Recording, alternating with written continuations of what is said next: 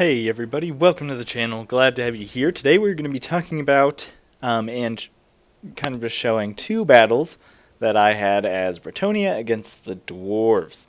And I think this is a terribly tough matchup for the Dwarves, especially in the current state of the games. The foot squires are so cheap, there's so many of them, they have the high charge bonus, and they're so... Whenever you go up against Bretonnia, you have to expect the foot squires. And really, there's only going to be foot squires and cavalry, because why would you bring anything else except, I guess, peasant mob? You can see here I brought two of them. So I'm just going to go over my army. I've got a huge main line of foot squires. I've got a Grail Reliquae on this side. I've got a Damsel of Life on this side, supporting the peasants. I've got two peasant mobs, upgraded a little bit. Here's my Grail Reliquae. I have two units of these questing knights, and so these guys are great. Any cavalry that does armor-piercing damage is going to be great against the dwarves, and I have Leon Leoncoeur. Just very hard for the dwarves to take down, especially with almost anything. Even the slayers won't do too well because of the 80 armor on the on King Leon Leoncoeur. So if we go over to this guy's army, he's got a very strange formation here, but he's got the gyro. He's got just a regular gyro bomber here. He's got his armor-piercing contingent over here, two longbeards and a dwarf warrior with great weapons. I love this pick against this matchup. This is what you want to bring as your main line here. The dwarf warriors with great weapons are probably the better choice, just because if you have more units, the charge bonus of the foot squires, which is really their main stat, is going to be less useful because you're going to have more bodies on the field. And they're not going to be able to get, charges off on very expensive units like longbeards. But you'll want these guys in the back to support a couple of these guys, to support the dwarf warrior main line. But he actually has a just regular dwarf. Well, he's got two iron breakers, and then just a ton of dwarf warriors over here. And these guys are really going to have nothing to kill on the battlefield. They're just going to be meat shield kind of thing. Because I am bringing nothing that is not armored or, is not armored or expendable. The peasant mob, whatever, they are meant to die. So these guys being good against them won't really affect the battle too much. But he does, what I really love about this build is the huge amount of armor-piercing damage here that he has in the form of these Thunderers. And he's got four of these guys as a main line. And he also has Thorgrim Gudgerbearer over here, boosting everybody's attack. And so this is gonna get started pretty quick. I'm just gonna charge. I'm gonna be moving my questing knights to the side, and I'm gonna kind of use my cavalry here to force these units to not fire my main line, which is the thing that needs to be protected here, because the foot squires don't have shields. The missiles will utterly destroy them if I let the missiles just shoot as they will. But you can see here he's kind of turning to face my cavalry, and all of a sudden he only has one unit here firing at my units, and it's firing at these peasant mob. And so what having these peasant mob in the front does is it forces the enemy player to have to basically, it forces them so they have to click on the Thunderer and click on the foot squires, which is something players aren't really going to have time to do if you're pressuring them in other ways. You can see my Lord landing over here. These guys are not going to have a good time against Leon Leoncoeur, just because they're going to have a hard time getting in those attack animations because he's flying around, he's a large unit, he's charging in. And so I'm using him as a distraction, and my questing knights here as a distraction for these guys. And so I'm kind of ruining his formation here and taking his mind away from these Thunderers. And you can see all of this ammo is being wasted on my 100 gold cost peasant mob, which is exactly what I want. Oh, a little fast there. And now you can see my peasant mob's going to get in here. My lord's ripping apart these great weapons. My questing knights are around back, and my foot squires are now in combat with almost no damage on any of them, which is, if this has happened, it's too late for this guy. His Thunderers have not paid for themselves, because now I'm everywhere, and he can't get them to fire, and that's, you know, the only time they're going to be doing any good damage. So here you can see Earthblood coming down on these guys. Questing Knights coming in on the Thunderers. My Lord over here just cleaning up against these Longbeards. My Peasant Mob were out off the field, but they've done their job, and now my Foot Squires are doing what they do best, trading cost effectively against armored infantry. And you can see these guys are just destroying these Dwarf Warriors. I'm getting a nice rear charge here because I have some extra men. And so if you want to beat Bretonnia, you definitely got to bring almost entirely armor-piercing damage. Dwarf Warriors with great weapons, Longbeards with great weapons. I like the pick of Thunderers. You definitely have to protect them. I definitely think some Slayers, like maybe the unit of the Dragonback Slayers, is an amazing choice against these guys. It has charge defense against large, which means they will not take any damage on the charge from a cavalry unit, or they will mitigate the charge bonus of the unit.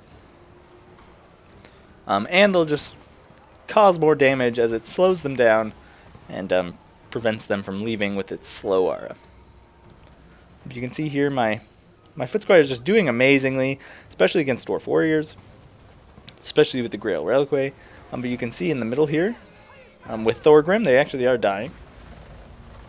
Awakening of the Wood coming down, and now I've got a nice surround on them, coming in the back with the Questing Knights. And here you can see actually going to be breaking the morale of the Dwarf Warriors here, because there's just so much armor-piercing damage on the field, and so little actually for him left on the field for the Dwarf player. Yeah, you can see my Questing Knights starting to die, because especially against these Longbeards with great weapons or any armor-piercing damage unit, they're actually going to trade pretty well against Questing Knights, even if they don't have any charge defense or anything like that, just because their armor-piercing damage will punish the Knights if they're left in there too long. Here you can see this is kind of wrapping up. The Dwarves are trying to run Grail Reliquary in support, so these guys are never really going to rout here with the plus 16 leadership of the Grail Reliquary. You can see Thorgrim here. Love his chair. Yeah, so that was the first one. When you're building a Dwarven army, you have to expect the Foot Squire spam. It's going to happen. There's really, no other choice as Bretonnia. You could go heavy on the Questing Knights, but like I said, these guys will do pretty well against Knights, even if they're being charged from the front, from the back, whatever. It doesn't really matter. But you can see here, all my Foot Squires got respectable kills. 121 here, 80 on this guy. He actually chevroned up. You can see these Thunderers just getting shut down there. And these guys actually getting most of these kills when they routed and came back and started firing. I think a great choice in this matchup is the Rangers with the great weapons with their stock. Will prevent the Bretonnian player from kind of knowing where you're coming, where your range troops are, and where to strike. And these Thunderers, having this many, is just very hard to micro this many gunpowder troops because they cannot shoot over your own line. They have to be facing, they have to be not moving, they have to be facing the target, and there has to be nothing in between them and the target. So very hard to micro 4 of these units, especially with Cav on the field and lots of infantry threats. So let's go here. This is the second one, and again, brought Foot Squires here. I actually brought a number of Trebuchets as well. You can see I like a lot of these picks here. You can see Ungrim. He now has a bonus versus large, which will make him very good for taking down Leonel Kerr or any of his cavalry units. He has, again, the Thunderers is kind of like an armor-piercing front line of ranged troops. If he can make these guys pay for themselves, they can, or if he can give them a while to fire, they can just destroy Foot Squires. In the back here, he does have a couple Longbeards with great weapons. Definitely a perfect pick against Bretonnia. And over here you can see some Slayers, definitely really good as well. And again, he has some Iron Breakers here with their satchel charges. If they do get their satchel charges off, they can do pretty well against some foot squires. But foot squires are just so cheap that it's going to be hard for these guys to kind of like kill enough with their satchel charges to pay for themselves. Because they'd have to kill, each one of these iron breakers would have to kill 2 foot squires to pay for themselves. So that's a pretty tough task there. Anyways, we'll go to my army. This is another army that I think is very effective against the dwarves. If you have an opponent, you can kind of metagame, think about if they're going to bring artillery or not. And I was really lucky here. The dwarven player did not. And so these trebuchets are going to be super effective against his troops. Just because they're armor-piercing damage, they're cheap, and if I can get them to blob up, they can do some serious damage. So I've got 3 of these guys spread out.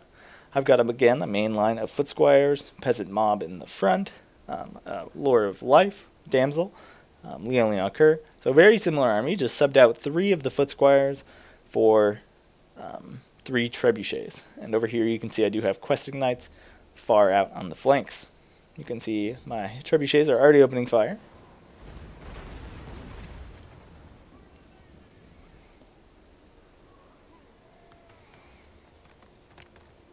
And I definitely like this Thunder line. And I'm going to be trying to threaten it here with my questing knights, because I want to use my range advantage as much as possible. So I'm going to be posturing up my heroes and my questing knights here to kind of just like slow down and threaten the enemy. You can see a lot of my field trebuchet shots here missing, which is very bad for me. But I did get a nice shot here on these iron breakers. You can see Leon Kerr. I'm just trying to get him to turn his Thunderers again, because he does have 3 units of Thunderers, and I have 3 mobile units, so I feel pretty confident in my ability to get them off the field.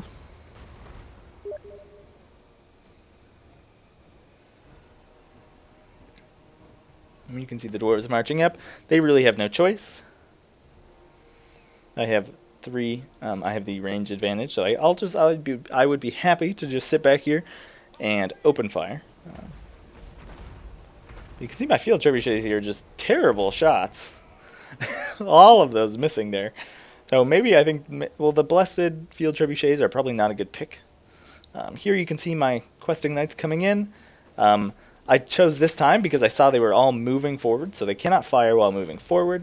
I came in with my lord on this side. And the goal here is just to get them to blob up, so that my trebuchets can get some nice shots here. My questing knights are coming in, brutal charge, and the dwarf warriors were not braced, so they'll take some good damage. But you can see the satchel charges here coming in, drop 2 models there. So I'm going to pull them out before more models drop, and get some nice earth blood here on both of them. I lost a couple more models, but you can see I did a ton of damage here to these Thunderers. Don't know if it was quite worth it, but this questing knight did not take like almost any damage, so definitely useful there. And again, popping Awakening of the Wood to proc the Lore of Life ability that heals your entire army. And you can see here, just my field trebuchet still firing in. Trying to target these now doubled up units, the Thunderers and the Longbeards. And you can see I'm moving this questing knight far around to flank, and this one to do the same on this side. And he's posturing with his Slayers here, which is a good move. But now you can see his infantry line is in front of his Thunderers, so they are not going to be able to fire. Oh, nice shot there from the trebuchet. I should be switching my targeting here to the Iron Breakers. Probably should have been targeting them from the beginning. So it's going to be difficult. They're Awakening of the Wood on these guys, so it's going to slow them down a ton. But yeah, you can see here just now his Thunderers are behind his line, so it's going to be even harder for them to fire off and become cost effective, because you can see they can only shoot through this one little window here, and these Thunderers here can't fire. So well, they can fire, I guess, over here, this damsel doing a ton of damage there, but as long as he's not firing at my foot squires, I'm perfectly happy. You can see Ungrim here getting just bushwhacked by King Leonliaker as he's coming out trying to chase the Lore of Life damsel. Over here you can see my questing knights are going to get over here finish the job on these Thunderers. And these questing knights are coming in as well. Gonna finish these guys off. My foot squires are in here blocking these guys. So main threat to my troops here is annihilated. And these foot squires you can see here not doing too well against the Longbeards with great weapons. I'm doing great against the dwarf warriors, but these hammerers are gonna give them definitely a tough time. Over here, Ugrim definitely is overextended. He did rat off my damsel, but she came back. And I am dropping... I think I dropped... Oh, toss an Ugrim in the air. Definitely an awesome kill animation there. You can see my peasants routed off the field, but that's what they're there for. And these Longbeards are gone with a charge from the questing knights. You can see these guys even doing pretty well over here. I must have gotten the charge off. But these foot squires did lose to slayers, so but they are far less expensive than the slayers. And you can see they're just gonna, the trebuchets there are gonna weaken up their infantry line enough for my foot squires to kind of just like cut their way through. And over here, I was kind of chatting with this guy, and so I'm going to turn my field trebuchets on this guy, and then start charging my peasant mob in, seeing how fast I can kill these slayers with just the field trebuchet fire, with some peasants in there to blob up.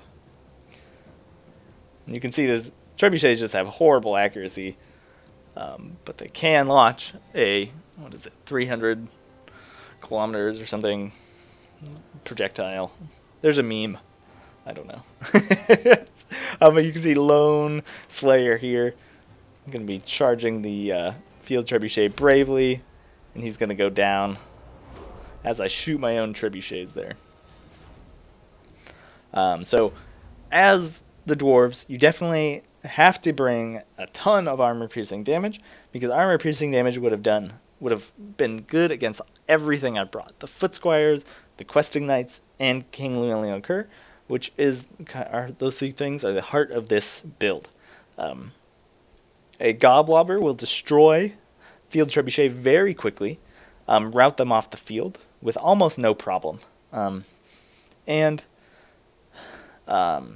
these peasant mobs you don't really have to worry about. So, again, just armor-piercing damage. Gyrocopter is probably not a good idea, as Bretonnia can rule the air. But 2 gyrocopters with brimstone guns would be able to micro away and distract Leon Kerr, and actually do some good damage against Leon Kerr, and some bombs can actually help rout some foot squires. So, anyways, tell me what you guys think about this Dwarven Bretonnian matchup. What army would you bring as the dwarves, and what army might you bring, or what changes would you make to my 2 Bretonnian armies that I showed here? I'd love to hear about that in the comments, or just friend me on Steam, Newport5886, and we can play a couple games or something. Anyways, thanks for watching, and that's that.